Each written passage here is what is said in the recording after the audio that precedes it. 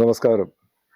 ഏറെ നാളുകൾക്ക് ശേഷം ഞാൻ നിങ്ങളോടൊപ്പം തിരിച്ചു വരികയാണ്.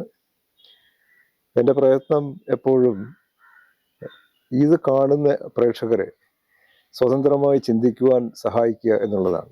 അല്ലാതെ എൻ്റെ ആശയങ്ങൾ അടിച്ചേൽപ്പിക്കുവാനോ അല്ലെങ്കിൽ എൻ്റെ അഭിപ്രായങ്ങൾ പ്രചരിപ്പിക്കുവാനോ ഒന്നുമല്ല. ഒരു വ്യത്യസ്തമായ ചിന്താഗതി.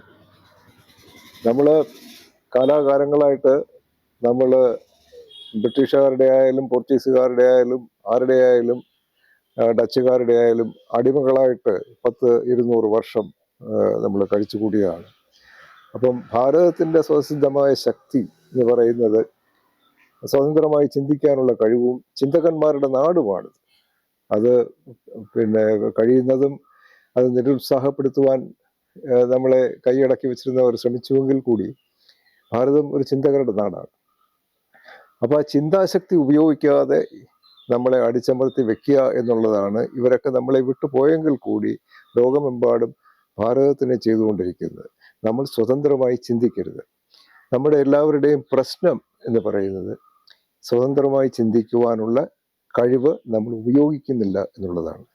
എൻ്റെ പ്രയത്നം ഇത് കാണുന്ന പ്രേക്ഷകരെ എങ്ങനെങ്കിലും ആ സ്വതന്ത്രമായി ചിന്തിക്കുവാനുള്ള വഴികൾ കാണിച്ചു തരിക എന്നുള്ളതാണ്.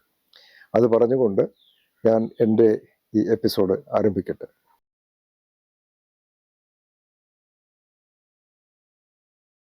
ഈ ടോപ്പിക്കിൻ്റെ ഒരു പ്രത്യേക നമ്മളെ എല്ലാവരെയും അഫക്റ്റ് ചെയ്ത ഒരു ടോപ്പിക്കാണ് ഞാനിപ്പോൾ പറയാൻ പോകുന്നത്. നമുക്കെല്ലാവർക്കും അറിയാം ശ്രീ VS അച്യുതാനന്ദൻ അദ്ദേഹം ആരായിരുന്നു എന്നും അദ്ദേഹം നമ്മളിപ്പോൾ വിട്ടുപിരിഞ്ഞിട്ട് ഏതാനും മാസങ്ങളായി. അദ്ദേഹത്തെപ്പറ്റി നമ്മൾ കേട്ടതും കണ്ടതും ഒക്കെ നോക്കിക്കഴിഞ്ഞാൽ അദ്ദേഹം ഒരു വികസന വിരോധി, ഒരു മുട്ടാപ്പോക്കുകാരൻ. ഇത് പലരും പാർട്ടിയിൽ ഉള്ളിൽ ഉള്ളവർ ഉൾപ്പെടെ നമ്മളെ എല്ലാവരും പറഞ്ഞ് ബോധ്യപ്പെടുത്തിയിരുന്നത് അങ്ങനെയാണ്. പക്ഷെ എനിക്ക് അദ്ദേഹവുമായിട്ടുണ്ടായിരുന്ന ഒരു എക്സ്പീരിയൻസ്, ആ എക്സ്പീരിയൻസ് വന്നു ചേർന്നതല്ല, ഞാൻ വരുത്തി ചേർത്തതാണ്. അവിടാണ് ആ വ്യത്യാസം. അദ്ദേഹം ഇത്രയും ബുദ്ധിമുട്ടായിട്ടുള്ളൊരു വ്യക്തി എന്ന് പറയുമ്പോൾ അദ്ദേഹത്തെ കൊണ്ട് തന്നെ ഞാനിത് പറഞ്ഞ് മനസ്സിലാക്കിക്കുവാൻ ഞാൻ ശ്രമിച്ചു എന്നുള്ളതാണ് എൻ്റെ പ്രത്യേകത. അവിടാണ് ആ ഇൻഡിപെൻഡൻറ്റ് തിങ്കിങ്, സ്വതന്ത്രമായിട്ടുള്ള ചിന്താശക്തി എന്ന് പറയുന്നത് ഞാൻ നിങ്ങളിൽ എത്തിക്കാൻ ഉദ്ദേശിക്കുന്നത്. അപ്പോൾ ഇദ്ദേഹം തിരുവനന്തപുരം നഗര റോഡ് വികസന പദ്ധതിയുടെ ഒരു ബദ്ധവിരോധിയായിട്ടാണ് എന്നെപ്പോലുള്ളവരെയും സാധാരണക്കാരെയും എല്ലാം നമ്മുടെ ഈ സിസ്റ്റം നമ്മളെ പറഞ്ഞ് മനസ്സിലാക്കിച്ചിരുന്നത്. അപ്പോൾ ഈ പദ്ധതി 2004 തുടങ്ങി, AK ആന്റണി സാറിൻ്റെ കാലഘട്ടത്തിൽ തുടങ്ങി, UDFൻ്റെ കാലഘട്ടത്തിൽ തുടങ്ങി. LDF വന്നപ്പോൾ ഇത് സ്വാഭാവികമായും അത് കുഴിച്ചു മൂടുക എന്നുള്ളതായിരുന്നു അവരുടെ പ്രധാന അജണ്ട. അതിനവരൊരുപാട് സ്ഥിരം നമ്മൾ കേട്ട പല്ലവി അഴിമതിയുടെ കൂമ്പാരം എന്നൊക്കെ പറഞ്ഞ് ഉണ്ടാക്കിയിട്ടുണ്ടായി.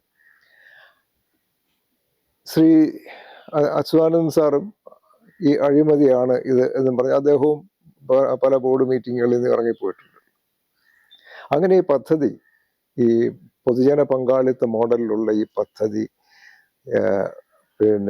അബാൻഡൻ ചെയ്തിട്ട് ഞങ്ങൾക്ക് പോണ്ടി വരും എന്നൊരു സിറ്റുവേഷൻ വന്നു. എൻ്റെ ബോസ് ഞങ്ങൾ ഒരുപാട് പ്രയത്നിച്ചു, പല വഴികളിലും പ്രയത്നിച്ചു. അവസാനം ഇത് മുമ്പോട്ട് കൊണ്ടുപോകാൻ പറ്റില്ല എന്നായപ്പോഴത്തേക്ക് എൻ്റെ ബോസ് എൻ്റെ അടുത്തൊരു ദിവസം പറഞ്ഞു, അനിൽ, ഐ എം സോറി, നമുക്കിത് മുമ്പോട്ട് കൊണ്ടുപോകാൻ പറ്റില്ല, നമുക്കിത് ഇവിടെ വെച്ച് ക്ലോസ് ചെയ്യണം. അപ്പം ഞാൻ ഇൻഫർമേഷൻ ടെക്നോളജി ഫീൽഡിൽ നിന്ന് ഈ ഫീൽഡിലേക്ക് വന്നതാണ്. അവരെന്നെ വിളിച്ചിട്ടാണ് വന്നത്. അപ്പോൾ അദ്ദേഹത്തിന് തീർച്ചയായിട്ടും ഒരു ബാധ്യത ഉണ്ടായിരുന്നു. എൻ്റെ അടുത്ത് ചോദിച്ചു, വേണമെങ്കിൽ ബോംബെയിലേക്ക് വരാം, നിങ്ങൾക്ക് യു ക്യാൻ കണ്ടിന്യൂ ഈ ഫുൾ ടൈം എംപ്ലോയ്മെൻറ്റ് അവിടെ കണ്ടിന്യൂ ചെയ്യാം, തിരുവനന്തപുരം എന്തായാലും വെച്ച് പൂട്ടണം.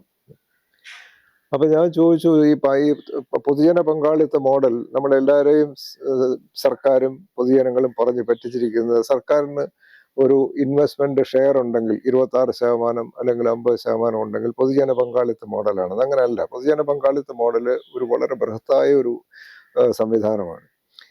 ആ ഒരു മോഡൽ ഉള്ളതായത് കാരണം നമ്മൾ ഇവിടുന്ന് വിട്ടുപോയാൽ നമ്മുടേതല്ലാത്തതായിട്ടുള്ള ഒരു കാരണത്താൽ വിട്ടുപോയാൽ സർക്കാർ നമുക്ക് ഭീമമായ കോമ്പൻസേഷൻ തരേണ്ടി വരും.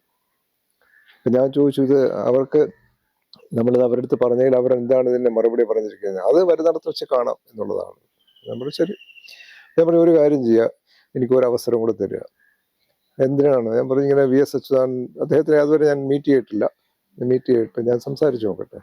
അപ്പോൾ പുള്ളി പറഞ്ഞു, ബാക്കി എല്ലാവരെയും നമ്മൾ സംസാരിച്ചു കഴിഞ്ഞാൽ അവർക്ക് പറ്റിയില്ലെങ്കിൽ എനിക്ക് വി എസ് അച്യുതാനന്ദൻ എങ്ങനെയാണ് അത് എഗ്രി ചെയ്യുന്നത്? അദ്ദേഹം ഇതിനെല്ലാം ഘടകവിരുദ്ധമായിട്ട് നിൽക്കുന്നതല്ല. ഞാൻ പറഞ്ഞു അവിടാണ് ഞാൻ വ്യത്യസ്തമായിട്ട് വരുന്നത്, ഞാൻ ചെയ്യാം, സംസാരിച്ച് നോക്കട്ടെ. അങ്ങനെ അദ്ദേഹവുമായിട്ട് ഞാനൊരു മീറ്റിംഗ് ഫിക്സ് ചെയ്തു. ആ മീറ്റിംഗ് ഫിക്സ് ചെയ്ത് ഞാൻ ആദ്യമേ പറഞ്ഞു, ഞാൻ വരുന്നത് എനിക്ക് കുറച്ച് കാര്യങ്ങൾ പറയാനുണ്ട്, അത് ഒരു അരമണിക്കൂർ എനിക്ക് വേണം, സംസാരിക്കണം. അത് കഴിഞ്ഞ് ഞാൻ അദ്ദേഹത്തിന് വിടുന്നു. അപ്പം അന്ന് അദ്ദേഹത്തിൻ്റെ അസിസ്റ്റൻ്റായിട്ടുള്ള സുരേഷ് വഴിയാണ് ഞാൻ ആ മീറ്റിംഗ് ഫിക്സ് ചെയ്ത്. അദ്ദേഹം പറഞ്ഞ സമയത്ത് ഞാൻ അവിടെ പോയി. അദ്ദേഹത്തിൻ്റെ അടുത്ത് ഞാൻ എൻ്റെ കാര്യങ്ങളുടെ കിടപ്പ് പറഞ്ഞു. അപ്പോൾ അത് പറഞ്ഞപ്പോൾ ഞാൻ അദ്ദേഹത്തിൻ്റെ അടുത്ത് പറഞ്ഞു, ഞാനിവിടെ 3 റോഡിലാണ് വരുന്നത്. ഒന്ന് എൻ്റെ കമ്പനിയുടെ റെപ്രസെൻറ്റേറ്റീവായിട്ട്, എൻ്റെ കമ്പനിക്കിത് പിന്നെ ഇതിപ്പം വെച്ച് പൂട്ടി പോവുകയാണെങ്കിൽ സർക്കാരിന് ഭീമമായ തുക നഷ്ടപരിഹാരം തരേണ്ടി വരും. അത് ജനങ്ങളോട് വിശദീകരിക്കുവാൻ സർക്കാർ ശരിക്കും ബുദ്ധിമുട്ടും.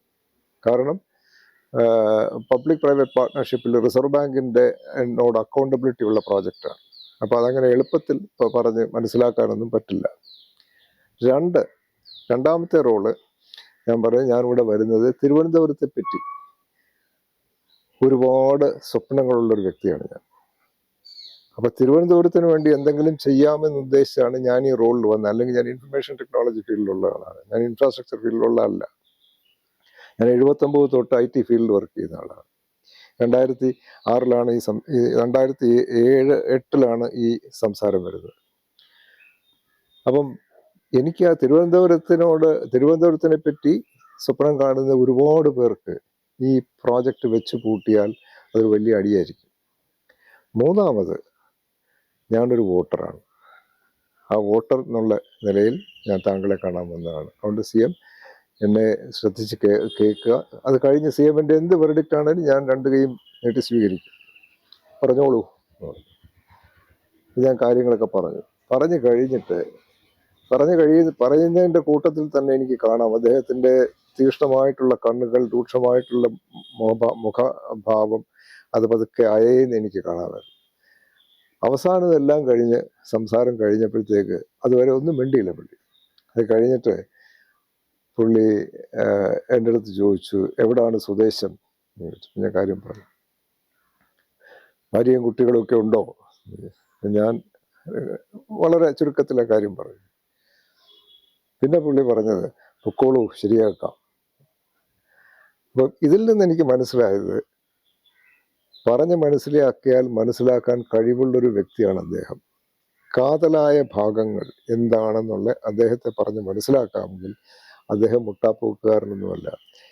ഇത് ഞാൻ വിവരിക്കാൻ കാരണം 2 കാരണങ്ങളാണ്. തിരുവനന്തപുരം നഗര റോഡ് വികസന പദ്ധതി ഇദ്ദേഹത്തിൻ്റെ ഗ്രീൻ സിഗ്നലോടുകൂടി എടുത്ത് നടത്തുകയും പിന്നെ അത് നാഷണൽ ലെവലിൽ ഒരു റെക്കഗ്നൈസ്ഡ് പ്രോജക്റ്റായി മിനിസ്ട്രി ഓഫ് അർബൻ അഫയേഴ്സ് ഇതൊരു മോഡൽ പ്രോജക്റ്റായിട്ട് അംഗീകരിക്കുകയും ഇൻ്റർനാഷണൽ ലെവലിൽ വേൾഡ് ബാങ്കിൻ്റെ ഒരു റെഫറൽ പ്രോജക്റ്റ് ആവുകയും അത് കഴിഞ്ഞ് ഐക്യരാഷ്ട്രസഭയുടെ പബ്ലിക് പ്രൈവറ്റ് പാർട്ട്ണർഷിപ്പ് മോഡലിലെ ലോകത്തുള്ള 7 പ്രോജക്റ്റുകൾ ഒരു പ്രോജക്റ്റായി വരികയും ചെയ്തു.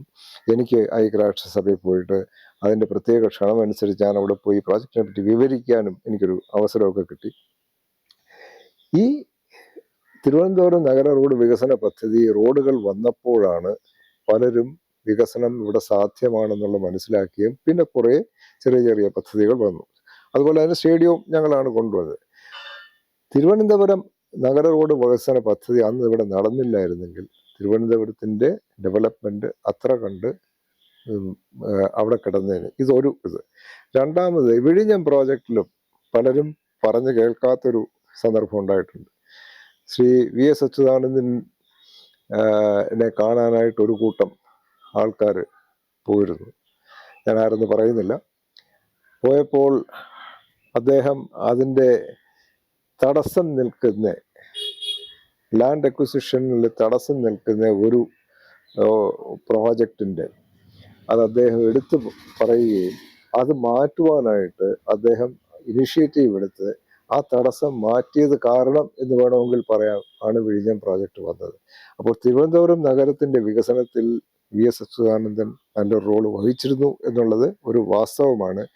ഇത് നമ്മളെല്ലാം വിചാരിക്കുന്നതിൻ്റെ കടകവിരുദ്ധമാണ്. അപ്പോൾ ഞാൻ വീണ്ടും തിരിച്ച് ആദ്യത്തെ ഇതിലേക്ക് വരികയാണ്. ഇതൊരു എക്സാമ്പിളാണ്. നമ്മൾ സ്വതന്ത്രമായി ചിന്തിച്ചാൽ നമ്മൾ പുതിയ വെളിച്ചത്തിൽ പല കാര്യങ്ങളും കാണാൻ കഴിയും. അതുകൊണ്ട് തന്നെ നമ്മുടെ ജീവിതത്തിൽ ഒരുപാട് വ്യത്യാസങ്ങൾ വരും എന്ന് ഞാൻ പ്രതീക്ഷിക്കുന്നു. ഇത്രയും പറഞ്ഞുകൊണ്ട് ഈ എപ്പിസോഡ് ഇവിടെ നിർത്തട്ടെ. നമസ്കാരം.